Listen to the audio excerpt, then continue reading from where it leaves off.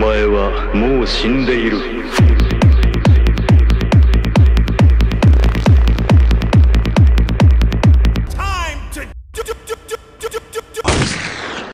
Bonjour à toutes et à tous les amis, bienvenue sur la chaîne Manuel Geek. Aujourd'hui nous sommes en compagnie de monsieur Luc Boulade. Bonjour monsieur.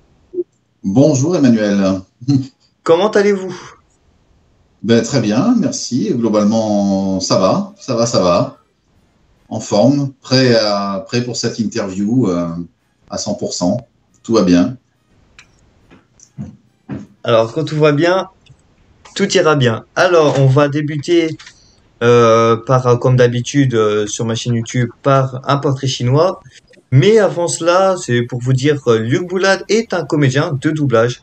Voilà, donc aujourd'hui le sujet du jour va être sa carrière et comment se situe le domaine du doublage du point de vue de monsieur Luc Boulade.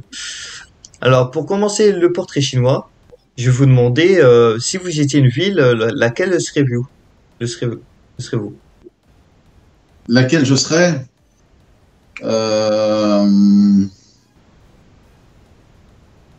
Ouais, difficile à dire. Ouais, parce qu'il y en a pas mal du coup qui me viennent en tête là. Laquelle je serais? Je sais pas, j'aime bien Paris là spontanément pour sa pluralité, toutes ses facettes architecturales, toutes les différences qu'il peut y avoir entre les arrondissements, tous ces contrastes énormes qui caractérisent Paris. Ouais, là je serais spontanément du côté de Paris, mais également certaines villes du sud que j'aime beaucoup, comme Roussillon par exemple, qui est une ville qui possède de très belles ocres magnifiques et des maisons avec des magnifiques couleurs, très très belles couleurs, des maisons de toutes les couleurs, une ville perchée, touristique néanmoins, mais voilà, très très belle ville. Ouais. J'aime bien visiter les ocres de Roussillon régulièrement. Voilà. D'accord. Et si vous villes également, hein, qui me plaisent, beaucoup d'autres. Là, c'est les deux que j'ai spontanément qui me viennent en tête. Ouais. D'accord. Et donc, si vous étiez un objet, lequel seriez-vous? Un objet en incluant tous les objets? Oui, vraiment, n'importe quel objet. Bah, écoutez, comme je suis collectionneur de minéraux, je collectionne les minéraux depuis une douzaine d'années maintenant. Alors, je serais peut-être un minéral. Ouais. C'est-à-dire une pierre avec une pierre cristalline, voilà. On va dire. D'accord. Je pense que on a démarré bien dans la dynamique. On va pouvoir démarrer le vif du sujet. Donc, comme je l'ai dit au début de cette vidéo, monsieur Boulade est un comédien de doublage. Donc, vous l'avez peut-être reconnu avec sa voix du célèbre Prince des CN dans la saga Dragon Ball GT. Et également le grand-père de Luffy dans Garp. Donc, à peu près quel épisode vous avez Je ne sais plus exactement combien on en a fait. On en a fait, voilà, je voudrais pas dire de bêtises, je dirais peut-être une trentaine, 40. Ensuite, la série a été doublée en Belgique. Ils ont continué en Belgique. Ils ont voulu la faire en Belgique, peut-être pour des raisons budgétaires, je sais pas. C'est le client qui a décidé ça. Donc, ils ont pris d'autres comédiens. Donc, on a été remplacés. Et moi, donc, je doublais dans One Piece, je doublais Garp et puis également Kinemon, le personnage de Kinemon, les deux. Pour démarrer ce sujet, comment vous êtes atterri dans le domaine du doublage, justement? Est-ce que vous avez fait du théâtre ou vos amis comme ça Je me produisais sur scène dans des petits pianos-bars avec des sketchs de parodie sociale que j'écrivais. Sketchs dans lesquels il y avait des imitations également, parce que je suis imitateur en fait au départ aussi. Et j'ai commencé le doublage par le dessin animé. Et petit à petit, j'ai un petit peu évolué vers le live. Voilà. Mais oui, ça a été, mes débuts, ça a été le dessin animé, oui. J'ai commencé par ça, parce que j'étais à l'aise là-dedans, et puis vraiment, vocalement parlant, je pouvais beaucoup varier les plaisirs. Et voilà, j'ai commencé par ça. Entre autres avec Beavis et Butthead à l'époque, sur lequel je doublais des petits personnages, et puis d'autres séries, des séries également comme Toon Sylvania aussi, qui était à l'époque produite par Steven Spielberg, sur laquelle on avait fait des chansons également. Il y avait des chansons à faire sur cette série, c'était bien sympa. Ouais.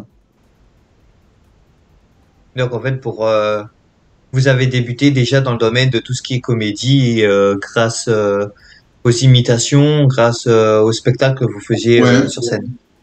Voilà, exactement. Et puis après, j'ai continué aussi en faisant un peu de théâtre aussi, dans le cadre d'une compagnie qui travaillait pour les scolaires. J'ai fait 8 ans avec eux et sur différentes pièces. Voilà, ça reste un bon souvenir parce qu'on a joué dans des grands théâtres. On jouait en matinée, mais on a joué au Comédia, à la Porte Saint-Martin, au Gymnase. Donc c'était des bonnes références et des super souvenirs. C'était bien.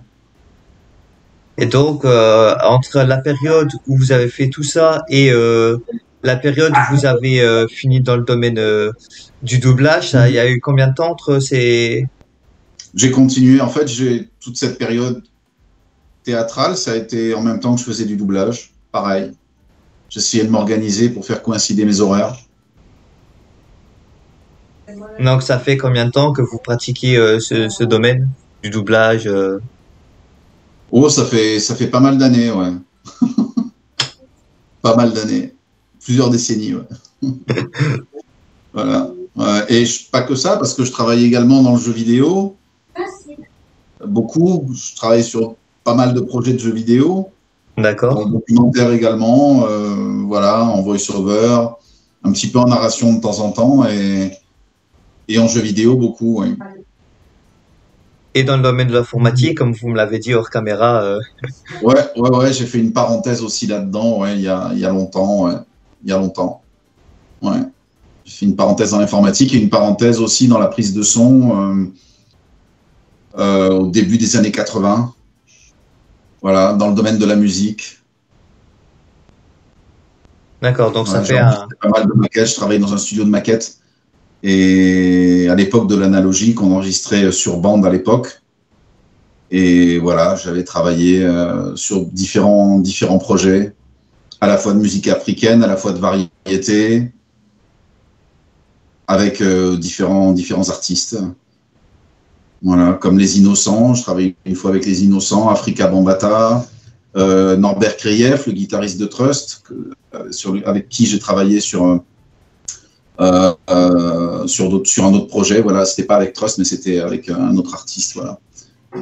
Et voilà, d'autres aussi, il y en a eu quelques-uns. Ensuite, ça a été l'informatique, et puis voilà, après la comédie. Je me suis toujours intéressé un petit peu aux deux parties, à la fois la partie technique et la partie artistique.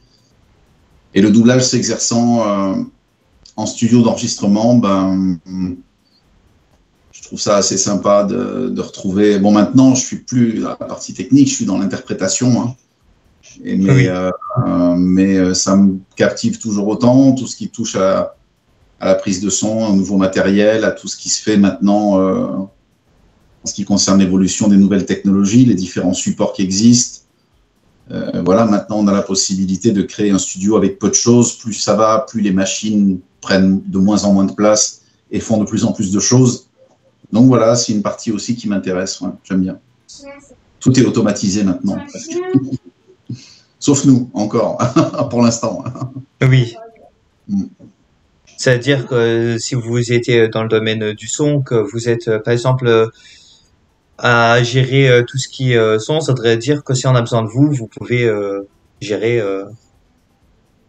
Je m'en sers un petit peu à titre individuel pour des petites choses que je crée, une petite musique que je crée. Je m'en sers aussi dans le cadre du travail. Lorsqu'on m'appelle, notamment dans le domaine du documentaire, lorsqu'il y a une reprise à faire, lorsqu'il y a même des castings à faire, je m'en sers également pour ça. Quand il s'agit d'envoyer un casting qu'on peut faire de chez soi, je m'en sers aussi dans ce domaine-là. Je m'en sers dans plusieurs domaines aussi, quand il y a des reprises à faire dans le documentaire. Comme c'est un petit peu moins précis que le doublage, ben là, je peux les faire de chez moi. J'essaie de me caler sur le son de l'original que j'ai fait pour voilà, essayer de faire quelque chose d'un peu fidèle, quoi, qui soit bien. Voilà.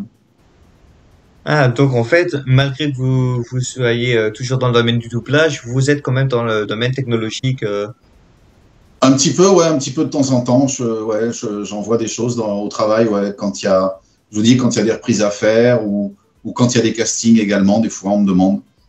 Donc là, je les envoie par MP3, je les enregistre et voilà. D'accord. Et donc, quels sont du coup vos personnages que vous avez interprétés, vos premiers personnages dans le domaine du doublage? Alors, il y a eu donc, ouais, il y a eu ces personnages-là dans le dessin animé. Baby, c'est Butthead.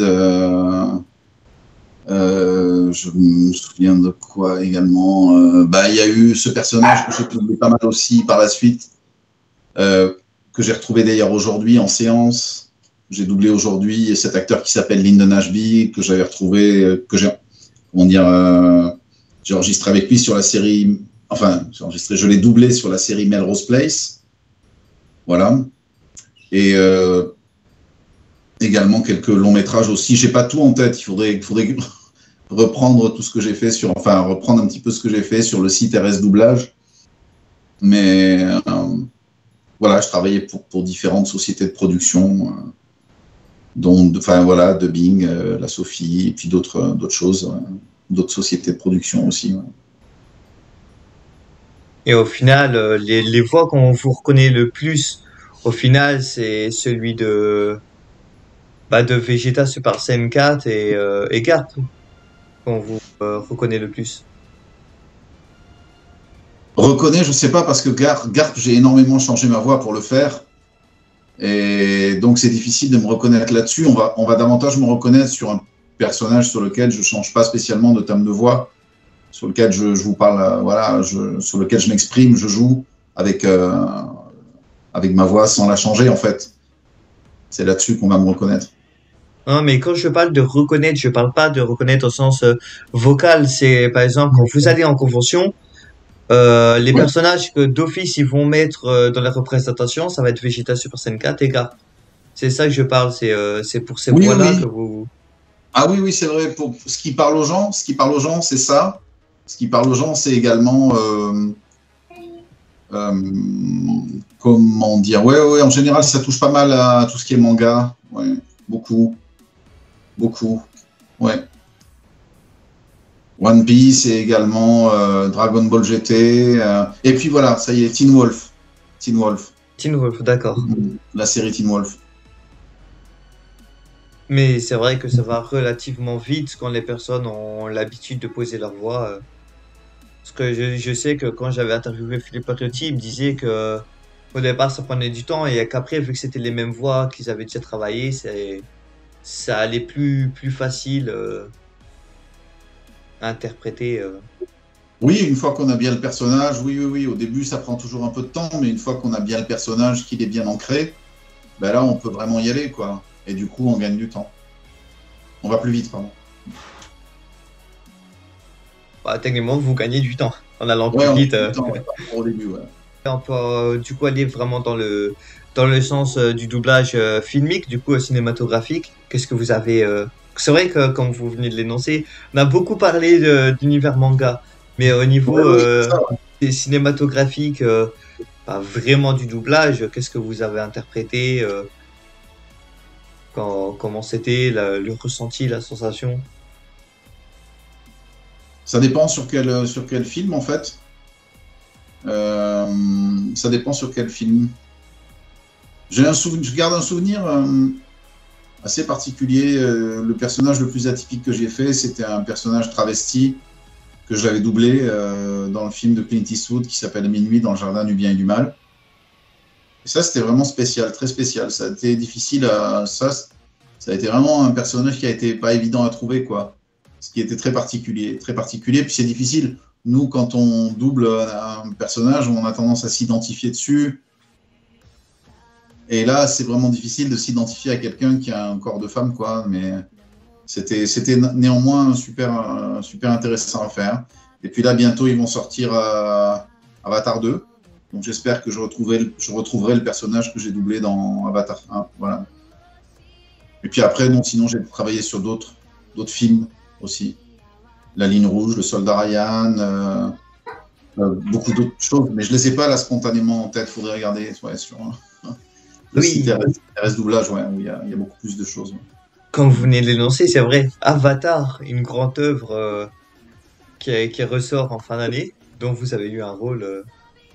Ouais, j'avais un petit rôle, mais il était un peu présent. J'ai eu beaucoup de plaisir à le faire, donc j'espère le retrouver. Ouais, j'espère qu'ils garderont le même casting parce qu'apparemment il est à l'affiche, quoi. Il est au casting. Ouais. À voir. Ah, ça veut dire que si votre personnage est là, vous allez seulement le tourner dans pas longtemps, alors qu'il sort en fin d'année. Je sais pas, ça dépendra. La VF, ils peuvent m'appeler ou pas, et ils peuvent la faire, ils peuvent l'enregistrer là au mois de juin, juillet, août ou septembre. Voilà quoi. Parce qu'il doit sortir, je crois, en décembre. Mais Oui. il faudrait que je vérifie. Ah, dans le domaine du doublage, on peut faire les doublages un mois ou 2 mois avant la sortie. Avant la sortie, oui. Ah ça, c'est oui, déjà vu. d'accord. Ah Ouais, oui, ça, c'est déjà vu. Plusieurs fois, j'ai vu ça. Ouais. ah oui. Bien Ouais, sûr. donc ça donne du travail. Ça devrait dire que là, faut, entre guillemets, charbonner, parce que si vous êtes 1 mois ou 2 mois avant la sortie et qui est pour décembre, faut finaliser, parce qu'après, il y a le traitement, il y a le montage et tout, donc, Oui, c'est ça, c'est monté derrière, mixé dans la foulée. Et puis bon, en général, les grands projets prennent plus de temps que les films classiques. Donc, il y a toujours des choses à reprendre, très souvent des choses à reprendre, parce qu'ils nous envoient souvent un nouveau montage, des nouvelles séquences. Donc, en général, ça s'étale sur plusieurs semaines, ouais. Donc voilà, j'espère que ça se fera. pour Avatar, je vais pas vous mentir, je suis pas trop fan. Je trouve que c'est trop mou à mon goût, j'aime pas trop. D'accord. C'est Bah, pas un il univers qui en me faut plaît. pour tous les goûts. Oui, c'est pas un univers qui me plaît. Surtout quand je vois qu'ils ont annoncé. Après, je sais pas si c'est vrai, mais qu'il y aurait 5 au total, en comptant le 2, qu'il y aurait jusqu'à 5 avatars et un tous les ans. Ouais, non. Après, il faut vraiment qu'ils aient des idées pour en faire 5 au total. Tant que 4 nouveaux et un par année, c'est qu'il faut vraiment avoir Oui. des idées. Mais avec le 1, je le trouve assez mou. Bah, la bande-annonce du 2 me plaît pas trop. Donc après, Après, si on n'aime pas, on n'aime pas. Hein. On ne va pas forcer à aimer. Hein. Il en faut pour tous les goûts. oui, c'est sûr qu'après, on ne peut pas tout aimer les œuvres cinématographiques ou même les animés. Donc Oui, absolument. Absolument. c'est tout à fait normal. Hein. C'est comme pour les films Marvel ou les films Star Wars. Beaucoup disent j'aime pas Star Wars. Mais après, oui, il y en a pour tous les goûts. Tout à fait. Et justement, en parlant de goût, ça veut dire que vous avez plein de personnages variés avec justement des goûts différents. Oui, nous, on essaye de s'adapter en fait à ce qu'on nous donne à l'écran. On essaye d'adapter notre jeu au personnage. C'est toute la mécanique du truc. À chaque fois, ouais. Et donc, le personnage que vous avez joué le plus difficile, pour en conclure, dans le domaine cinématographique, c'est donc votre Oui, personnage travesti, c'est cela?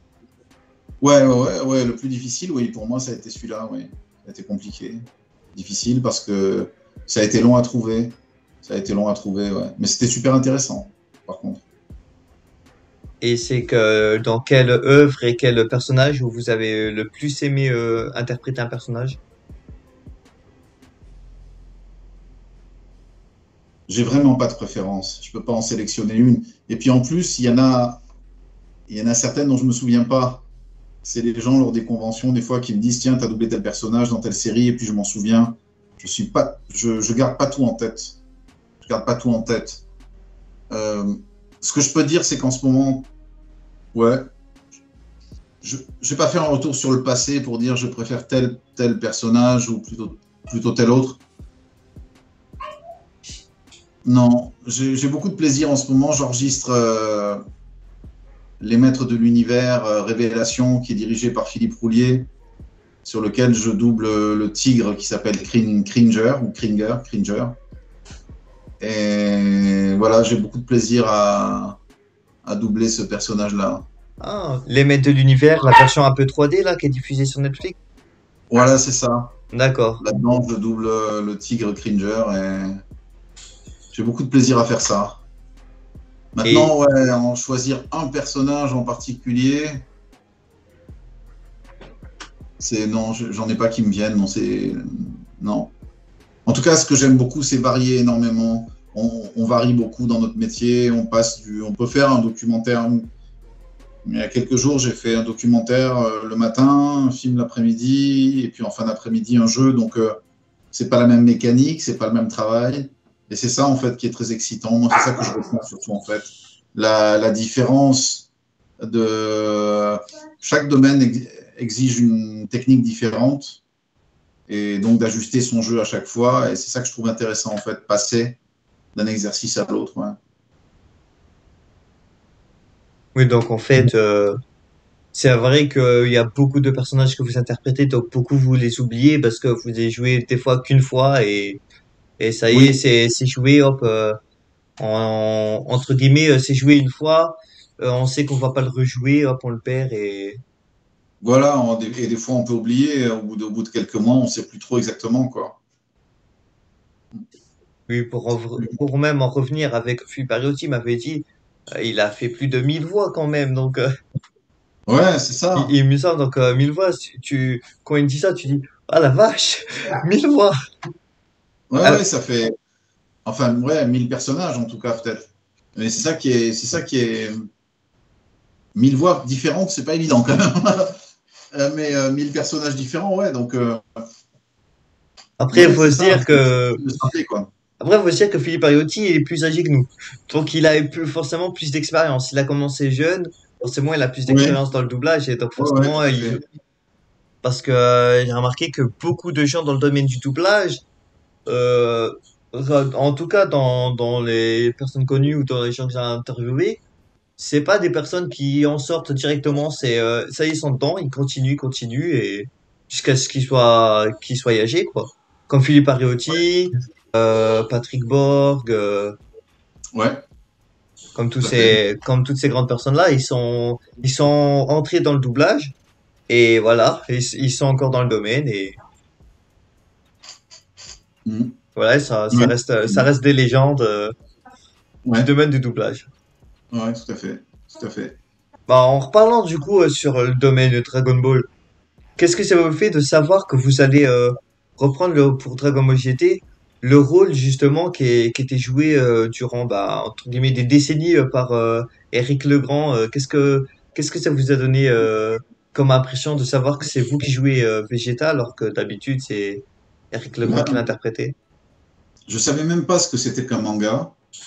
C'est que après oui, plusieurs années plus tard, que j'ai appris qu'il y avait eu un autre Vegeta, enfin qu'il y avait eu un autre Dragon Ball avant. Moi, je savais même pas. On m'a appelé pour faire un essai. J'ai passé l'essai. Je savais même pas que ce personnage-là existait avant. Et je savais même pas ce que c'était qu'un manga. Donc voilà, c'est difficile pour moi de vous répondre. Et en plus, je sais pas trop ce qu'Eric a fait avant sur ce personnage-là. Donc voilà, je peux pas trop répondre. En fait, je suis arrivé dessus, j'ai fait ce que j'ai pu. Voilà, j'ai été pris sur le rôle. Mais bon, je peux pas en dire plus. Voilà. D'accord. En fait, vous avez interprété des personnages de manga, mais sans savoir et sans forcément aimer les mangas en lui-même, quoi, en fait. Ah, mais vraiment, oui, oui. De même que je double des jeux, je suis pas du tout gamer, je joue pas, mais j'ai un plaisir fou à doubler des personnages dans des jeux. Ouais. Récemment, j'ai travaillé sur un jeu qui s'appelle Back 4 Blood, sur lequel il y a un nouveau personnage qui est rentré. J'ai commencé le personnage il y a quelques mois. Et la VO était très bonne sur le jeu, donc j'ai eu beaucoup, beaucoup de plaisir à doubler ce personnage-là. D'autant que des fois, ils vous montrent une photo. Dans le jeu vidéo, on n'a pas d'image, hein. Enfin, moi, en général, enfin, c'est très, très rare d'avoir une image vivante, quoi, mobile, quoi, et d'avoir des séquences filmées, en fait. Donc, la plupart du temps, quand il y a une photo, on nous montre une photo du personnage. Et à partir du moment où il y a une très bonne VO, ce qui est souvent le cas, on a souvent des... Moi, personnellement, j'ai souvent eu des très, très bonnes VO dans les jeux que j'ai enregistrés. Et dans ce cas, c'est des vrais guides, c'est des vrais... c'est inspirant. C'est un peu à l'arrache, le jeu, c'est un peu énergivore, hein. Mais bien que je ne sois pas gamer, j'adore ça. Vraiment, ça me plaît beaucoup. Oui, c'est sûr qu'après, ça fait d'autres domaines différents et c'est toujours plaisant d'interpréter un personnage ou même d'intégrer un rôle dans des univers, on va dire, je vais pas dire loufoque, mais voilà, différents à l'opposé de ce Ouais, qu'on a c'est ça. l'habitude. C'est ça, on peut vraiment bosser sur des personnages de jeu qui sont cartoon ou bosser aussi sur des personnages noirs, comme j'avais fait l'ombre du Mordor, j'avais fait une voix d'orque. Ça, c'est la chose la plus difficile que j'ai faite en jeu vidéo. Vraiment, interpréter un orque sur la Terre du Milieu, l'ombre du Mordor. Ah oui, Ouais, Seigneur des on Anneaux, était plusieurs orques, ouais, plusieurs comédiens à interpréter des voix d'orques et c'était super difficile parce qu'en plus, il fallait être parfaitement synchrone. Donc, c'était compliqué, ouais. Il y a eu, j'ai dû faire peut-être une quinzaine d'heures. Et oui. donc, voilà, c'était pas évident. Oui, c'est sûr que faire des créatures, c'est pas tout le temps évident. Et Ouais, après, surtout que le personnage avait une voix extrêmement éraillée, aiguë, éraillée. Donc, au début, je me suis un peu cassé la voix. Après, ça a été. Mais ouais, c'est toujours un peu tangent, c'est pas évident. Faut essayer de donner le maximum sans s'abîmer la voix. C'est pas toujours facile. c'est vrai qu'après, c'est plaisant, ça doit être plaisant aussi d'interpréter des créatures. Euh, Après, je sais pas qui double, par exemple, certaines créatures dans certains jeux, mais je sais que dans les jeux beaucoup fictifs, beaucoup science-fiction, il y a beaucoup de créatures, beaucoup de monstres qui parlent. Ça doit être marrant de jouer une petite bestiole, un petit truc drôle, ça doit être marrant. Ouais, j'adore ça. Ça, c'est chouette, ouais. Je trouve ça chouette, ouais, de bosser un peu sur des personnages un peu cartoon, des petites créatures complètement loufoques et travailler après sur un pirate, travailler sur un sale type dans un jeu un peu dark. C'est ouais, c'est toute la richesse de ce métier. J'adore ça. Je suis pas gamer, mais par contre, quand il s'agit de jouer des personnages, surtout quand il y a une bonne VO, c'est passionnant. J'adore. En tout cas, merci à vous, Luc Boulade, d'avoir été présent pour cette vidéo et d'avoir Avec joué le plaisir. jeu. Merci beaucoup. En Merci à toi, Emmanuel. C'était un plaisir. tout cas, n'hésitez pas à Merci. vous abonner à ma chaîne ou à suivre Luc Boulade sur les réseaux pour vous ressonner un peu plus. Et encore merci à, euh, à Christophe Gonin de mes séries Oui. Salut Christophe. tv.fr et encore à Louis Quignon du Moncaos, hein. Donc vous savez qui est Ouais, partenaire avec la chaîne Loïc YouTube. aussi, ouais. Je vais appeler dans pas longtemps. On va s'appeler dans pas longtemps. Voilà, Ouais. donc encore merci à toutes ces personnes et encore à vous, Monsieur Luc Boulade, d'avoir Merci Emmanuel. participé. Et... Avec plaisir. En tout cas, à bientôt et n'hésitez pas à vous abonner. Et passez une Voilà, bonne journée. abonnez-vous en masse. Bonne journée à vous. Bonne journée à tous. Ciao, ciao.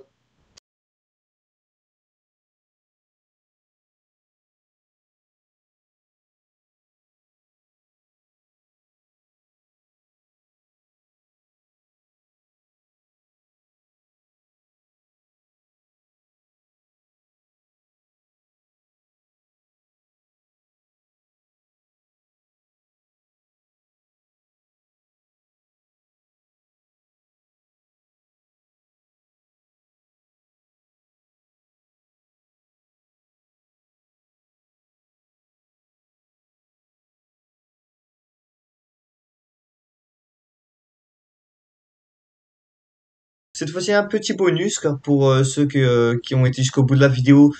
Euh, on vous propose ce petit bonus où Monsieur Luc Boulade va nous interpréter quelques voix qu'il a interprétées. Voilà, donc lesquelles vas-tu vous nous interpréter? Eh bien, je passe le bonjour de la part de l'amiral Garp à tous les spectateurs, à tous ceux qui regardent, à tous les youtubeurs, amateurs et professionnels. Et à tous ceux qui ne sont pas abonnés, donc abonnez-vous à la chaîne d'Emmanuel. De la part de l'amiral Garp, je vous le recommande chaudement. À bientôt, les amis. À bientôt, cher amiral Garde. Voilà, d'autres Voilà. voix. Petite parenthèse. Ah, mais le bonjour de Chris aussi. Chris Griffin de Family Guy. Les Griffins. Gros bisous les loulous. Abonnez-vous à la chaîne d'Emmanuel parce qu'elle est vachement bien. Ah, c'est trop stylé. J'ai déjà regardé que de temps en temps Family Guy, mais c'est drôle. Ouais, c'est. Oui, le personnage de Chris, je le double dans cette série, oui. Qui s'appelle Les Griffins. D'accord. Voilà. Entre autres. Ah, bah, en tout cas, merci à vous pour ce petit bonus. Et Avec voilà. plaisir. Ça marche. Eh bien, à très bientôt. Au plaisir. Hein. Au plaisir. Merci. Merci beaucoup.